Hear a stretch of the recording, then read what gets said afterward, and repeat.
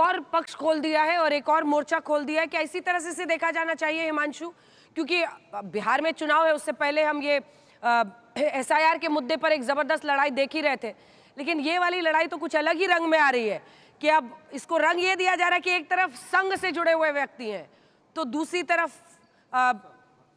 नक्सल आप कहिएगा, मतलब एक एटीट्यूड पर उनके सवाल खड़ा हो रहा है कि क्या वो प्रो नक्सल थे। देखिए बिल्कुल बीजेपी लगा रही है, ये आरोप बीजेपी लगा रही है।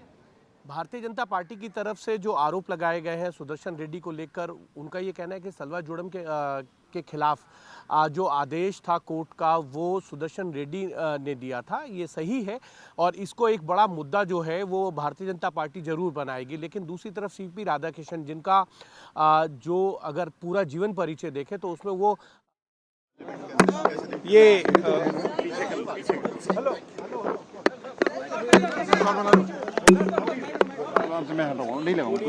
Uncommon handshake between BJP. Good. Congratulations, by the way. कुछ दिन पहले, 2 दिन पहले मुझे लगता है राजीव प्रताप रूडी से अलग मिले थे राहुल गांधी और आज फिर सब लोग मिले। सुनिए, वोट चोरी और ये रियलिटी है। वो जो इलेक्शन चोरी करने की कोशिश हो रही है, तो बिहार का रेजिस्टेंस आ रहा है, बहुत बढ़िया आ रहा है और जोरों से आएगा, पूरे देश का रेजिस्टेंस आएगा। सर, सरकार जो बिल लेकर आ रही है, thank you brother. Thank you sir, thank you. तो वो अभी भी एसआईआर के ही मुद्दे पर वोटर लिस्ट को लेकर अपना आरोप रख रहे हैं। जल्दी से अपना हिमांशु अपनी बात पूरी कीजिए जल्दी से।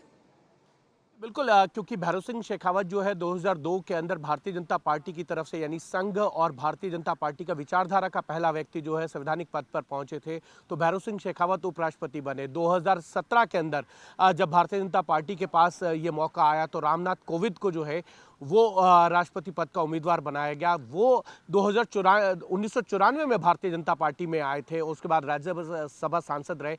वेंकैया नायडू संघ और भारतीय जनता पार्टी का उनका बैकग्राउंड रहा था, वो उपराष्ट्रपति बने। 2022 के अंदर जो है द्रौपदी मुर्मू राष्ट्रपति पद की उम्मीदवार बनी और अभी महामहिम है। वो जो है संघ और भारतीय जनता पार्टी के बैकग्राउंड से थे, लेकिन जगदीप धनखड़ जो है जनता दल से मंत्री रहे वीपी सिंह सरकार के अंदर और उसके बाद कांग्रेस में आए और कांग्रेस से भारतीय जनता पार्टी में आए, उनको उपराष्ट्रपति बनाया गया था। तो भारतीय जनता पार्टी ने दूध की जली है छाछ फूक फूक कर पीना चाहती है। ये बात सही है कि जगदीप धनखड़ ने जो है वो इस्तीफा स्वास्थ्य कारणों से दिया है, लेकिन उसकी कहानी पीछे जो है वो बहुत कुछ बयां करती है। हम सब ने उसको रिपोर्ट भी किया है। हो सकता है कि अजय आलोक जो है उसको थोड़ा सा नकार दें, वो ये कहें कि देखिए उन्होंने स्वास्थ्य कारणों से दिया है, लेकिन क्यों कारण बने थे वो सब जानते हैं और उसका रिपोर्ट हो चुका है। इस बार भारतीय जनता पार्टी को लगता था कि एक ऐसे व्यक्ति को लाया जाए जो राजनीतिक तौर पर भारतीय जनता पार्टी क्योंकि हमेशा मैसेज देती है, चुनावी दृष्टि से मैसेज देना था और साथ ही साथ क्षेत्रीय चीज़ों को साधने की कोशिश थी और इसीलिए सीपी राधाकृष्णन को लेकर आए। तमिलनाडु में विधानसभा चुनाव है, उनका आरएसएस और बीजेपी का बैकग्राउंड है। इन सब चीज़ों को साधते हुए जो है भारतीय जनता पार्टी को ये लगता था कि तमिलनाडु के अगर है तो डीएमके के लिए प्रॉब्लम हो सकती है, क्योंकि डीएमके पास लोकसभा और राज्यसभा में 32 सांसद हैं।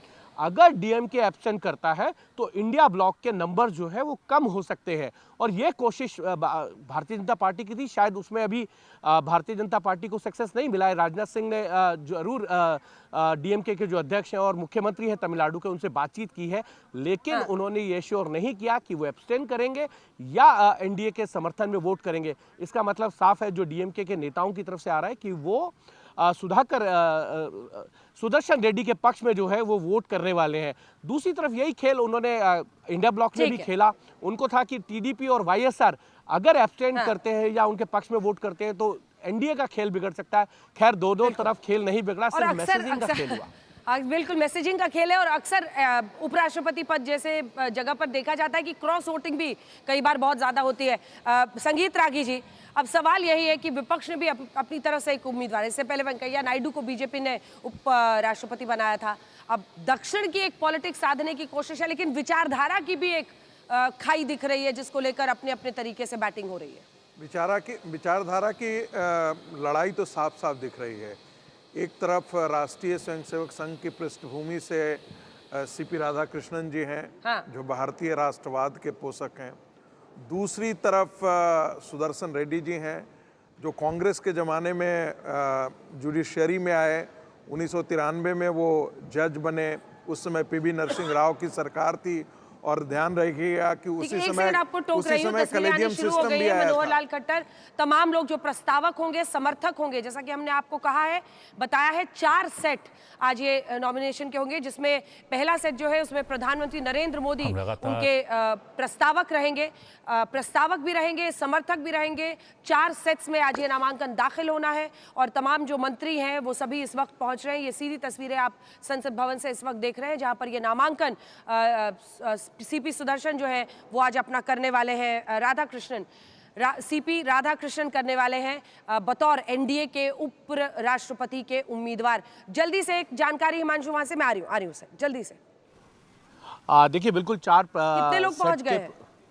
देखिए प्रधानमंत्री नरेंद्र मोदी भी जो है वो पहुंच रहे हैं, और क्योंकि वो पहला सेट के जो प्रस्तावक है, पहले प्रस्तावक है वो प्रधानमंत्री नरेंद्र मोदी है, उनके साथ जो है वो एनडीए के जो फ्लोर लीडर्स हैं संसदीय, वो उसके साथ प्रस्तावक हैं उनके साथ, और उसके साथ जो है फिर दूसरे प्रस्ताव में जो है राजनाथ सिंह जो है पहले प्रस्तावक हैं, और उनके साथ जो है बाकी केंद्रीय मंत्री प्रस्तावक है। तीसरा सेट जो है वो उसके पहले प्रस्तावक जो है वो गृह मंत्री अमित शाह हैं, और चौथे प्रस्तावक की जो सूची है उसमें जेपी नड्डा हैं, उनमें सांसद हैं। तो ये 4 बड़े प्रस्तावक जो है वो है, इनमें 20-20 जो है वो प्रस्तावक रह सकते हैं। एक सेट में एक ही सेट देना जरूरी होता है, लेकिन ज़्यादा से ज़्यादा 4 सेट आप दे सकते हैं, किसी एक सेट में कोई कमी ना रह जाए इसके लिए।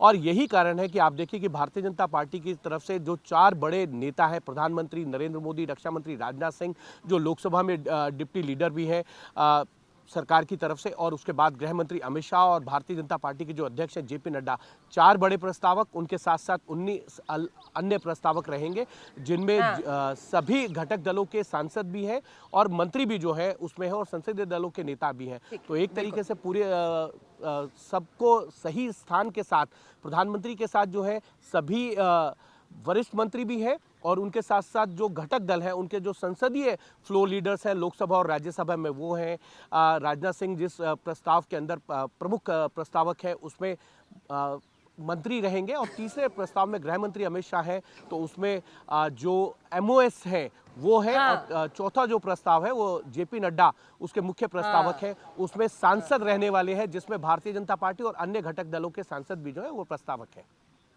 ठीक है, जल्दी से रागी जी बात पूरी की। मैं कह रहा था कि ये भारतीय राष्ट्रवाद और प्रो नक्सल, अब ये दो गुटों के बीच की अब ये लड़ाई बन करके रह जाएगी।